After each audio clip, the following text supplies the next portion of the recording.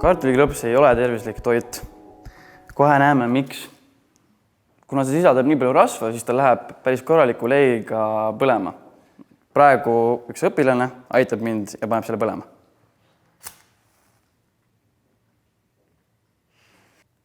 See põleb suure leiga, sellepärast, et see sisaldab väga palju rasva ja väga palju energiat.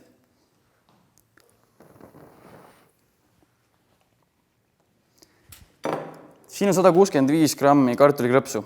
Terve see hunnik sisaldab 800 kilokalorit ja circa 80 grammi süsivesikuid.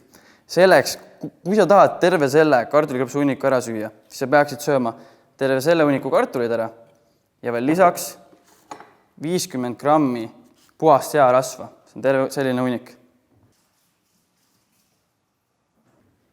Ja sellepärast ei ole see tervislik toit.